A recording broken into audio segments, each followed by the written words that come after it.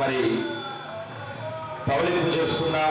రేపటి రోజున మహర్నవమి అద్భుతమైనటువంటి స్వరూపముగా అమ్మవారు మనకు దర్శనాన్ని ఇస్తారు కనుక ఈవేళ సుభాష్ చంద్రబోస్ గారి యొక్క సంక్షేమ శాఖామాత్యుల యొక్క సౌజన్యంతో మనందరం కూడా ఈ ఊయల సేవ దర్బార్ సేవ మహోత్సవాన్ని చూసుకుని ధరిస్తున్నాం.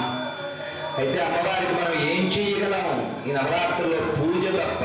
అందుకనే పూజ చేయనా నేను పూజ చేయనా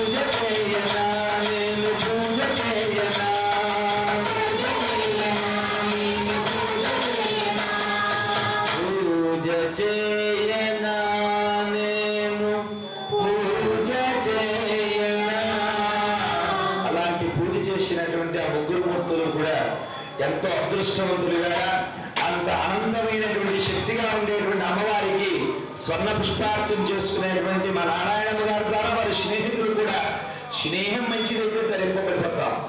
చూడండి, ఒక మంచి కార్యానికి వెళ్తున్నాను వస్తారా అంటే చక్కగా పట్టు చీరలు కట్టుకుని వచ్చేసారు. ఆవిడితో పాటు వాళ్ళు కూడా ధరింపబడిపోయారు. వాళ్ళ అదృష్టం. అదే ఏ బజారుకో వెళ్ళారనుకోండి, పుణ్యమే ఉంది. కానీ స్నేహం మంచిదైతే ఇలాంటి ప్రదేశాల్లోకి వస్తే అనంతమైనటువంటి పాప రాశి నుంచి విడవబడి పుణ్యరాశిని పట్టుకుని వెళ్ళిపోతారు కనుక మన అమ్మవారికి చాలా కాలాతీతం అవుతున్న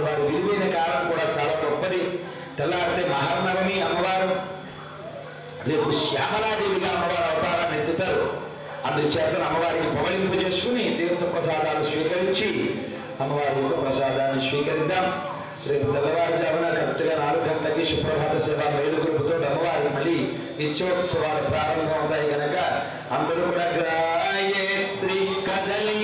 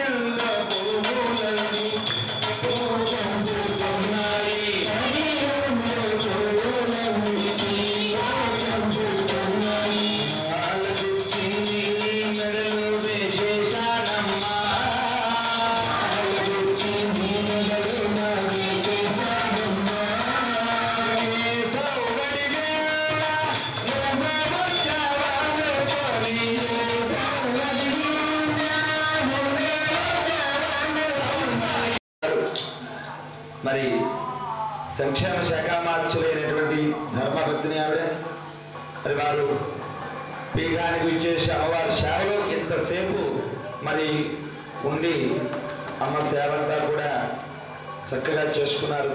మన అదృష్టం చూసి తరించేటువంటి అదృష్టం మనకి ఆ భగవతి అనుగ్రహించింది కనుక వారికి గాయత్రి ఆస్థాన ప్రోత్సాహక కమిటీ తరపుని శేషవస్త్ర బహుకరణ ఇప్పుడు చేస్తారు. వారి ముగ్గురిని పెట్టి మీరు పెట్టుకుని ఆ పుష్పమాలను పెట్టుకుని చేయండి. ఓ